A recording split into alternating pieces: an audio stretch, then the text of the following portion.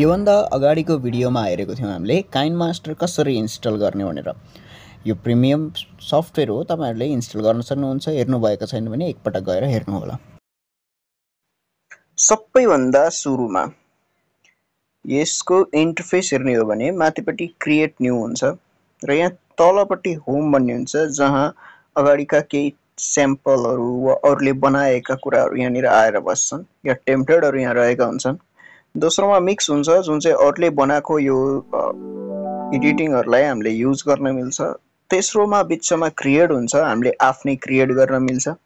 चौथोमा inbox हुन्छ, जहाँनिर हामीले साइन इन गरेपछि हाम्रो एकाउन्टमा काइनमास्टरबाट आएका जति पनि मेसेजेस हुन्छ त्यहाँनिर इनबक्समा हुन्छ। अन्तिममा हुन्छ मी, यानि कि यसमा मैले केही साइन इन गरेपछि हुन्छ, जुन छैन अहिले।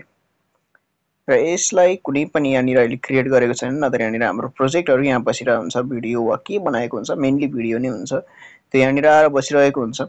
तर यहाँ छैन, त्यसकारण म सिधै क्रिएटमा जाएर क्लिक गर्छु।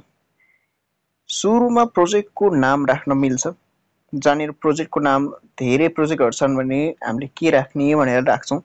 जस्तै म यहाँनिर भनिदिन्छु एड अ प्रोजेक्ट वा भिडियो और video. Then after aspect ratio भन्छ, जुन हाम्रो रेशियो भन्ने हुन्छ 16:9, जुन चाहिँ युट्युबको लामो भिडियो हुन्छ। 9:16 जुन चाहिँ युट्युबको सर्ट्स, इन्स्टाग्रामको रिल, टिकटकको रिल, फेसबुकको रिल हुन्छ। 1:1 इन्स्टाग्रामको मेनली रेशियो यसैमा काम गर्छ, यसलाई युनिभर्स रेशियो भन्दा नि भयो, जहाँ पनि युज हुन्छ यो। 4:3 नर्मल्ली सङहरुको लागि बनाउनलाई प्रयोग गरिन्छ। 3:4 पनि त्यसैको लागि प्रयोग गरिन्छ। 4:5 इन्स्टाग्रामको लागि युज गरिन्छ र 2.3.5:1 फिल्महरुको लागि गर्न मिल्छ। भने हामीलाई कुन चाहिएको छ, लेट्स से मलाई यो चाहिएको छ 16:9 रेशियो। एडभान्स सेटिङमा गएर हेर्ने भने यसमा अझै अरु थप हुन्छ, जस्तै मैले त्यसमा हालेको चीज फिट गर्ने कि वा फिल गर्ने। Fit, fill, auto. अटोलाई बुझौं, आफै हुन्छ यो, यसमा केही बुझिराख्नु पर्दैन।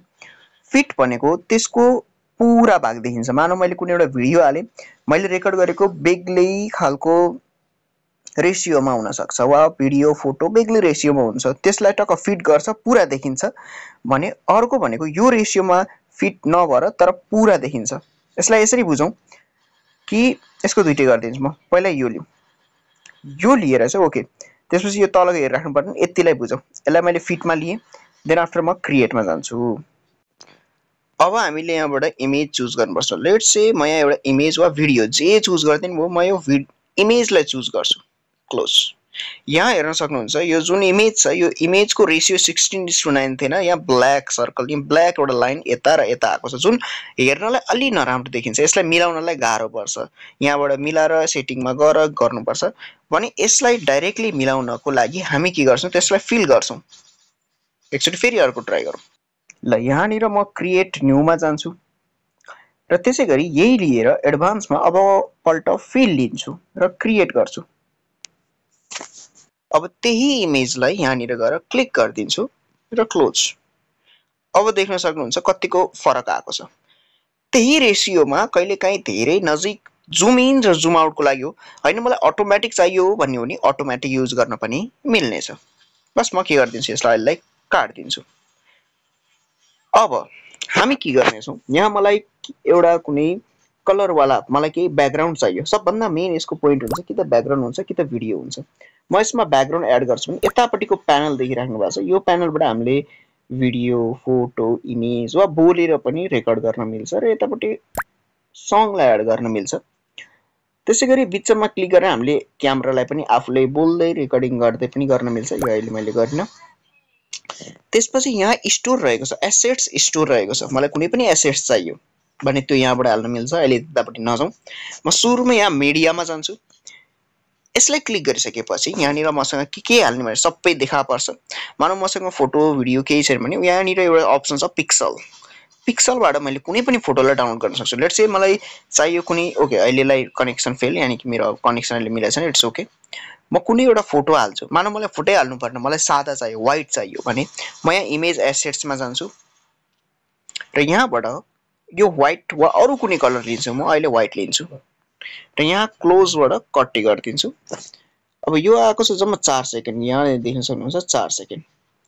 यसलाई के गर्न मिल्छ, क्लिक गरेर यसलाई सार्न मिल्छ। तर मलाई कलर मन परेन, मानौ कि मलाई कलर चाहियो नीलो, यसलाई क्लिक गर्छु र यहाँ कलर भन्ने अप्सन यताबाट देखा पर्छ। यसलाई क्लिक गरेर कलरमा नीलो लिन्छु। यहाँ देख्न सक्नुहुन्छ यहाँ कुन चाहिँ कलर नीलो मन पर्छ त्यसलाई तपाईले चुज गर्न सक्नुहुन्छ। कुन चाहिँ वाला डार्क वाला वा भने हल्का सफ्ट वाला चाहियो, आइहाल्यो।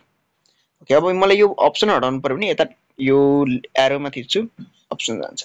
मानौ मलाई यसको माथिपट्टि भिडियो एड गर्नु पर्यो, फोटो एड गर्नु पर्यो भने के गर्ने त, यो चीजलाई भन्छौँ हामी लेयर, जुन हामी अर्को भागमा हेर्नेछौँ। अहिले यति बुझौँ। अब हैन म डाइरेक्टली मलाई यो चाहिएन, मलाई चाहिँ डाइरेक्टली चाहियो भिडियो। यसलाई म यहाँ क्लिक गरेर यता साइडमा यहाँ डिलिट हुन्छ, यो डिलिट अप्सनलाई थिचिदिन्छु र यसलाई के गर्दिन्छु, डिलिट गर्छु। यी मिडियामा गएर अबको पल्ट म भिडियोलाई डाइरेक्टली इम्पोर्ट गर्छु। मानौ मसँग एउटा कुनै एउटा भिडियो छ, लेट्स से कहाँ छ भिडियो, ओके भिडियो एसेट्समा जाउँ, यहाँ भिडियो रहन्छ, हामीले गेट गर्न नै मिल्छ। मानौ मसँग कुनै एउटा भिडियो छ भने त्यो भिडियोलाई म डाइरेक्टली यहाँनिर अप्लाई गरिदिन्छु। ओके, हल्का टाइम लिन्छ र यसलाई म कट्टी गरिदिन्छु। ओके, यहाँ आयो, भिडियो आयो। यो भिडियोलाई हामीले प्ले गर्न नि मिल्छ यहाँबाट डाइरेक्टली। तपाईहरुले आजकल हो, यसरी हामीले यसलाई मिलाउन मिल्छ। बाँकी अरु कुनै प्रोजेक्ट हाल्नु पर्यो भने प्रोजेक्ट यसरी हालिन्छ। प्रोजेक्टलाई म्यानेज गर्ने ओर्ने अर्को बाँकी अरुमा धेरै चीजहरु छन्। यसमा हामी अर्को च्याप्टरमा पढ्ने छौं, लेयर।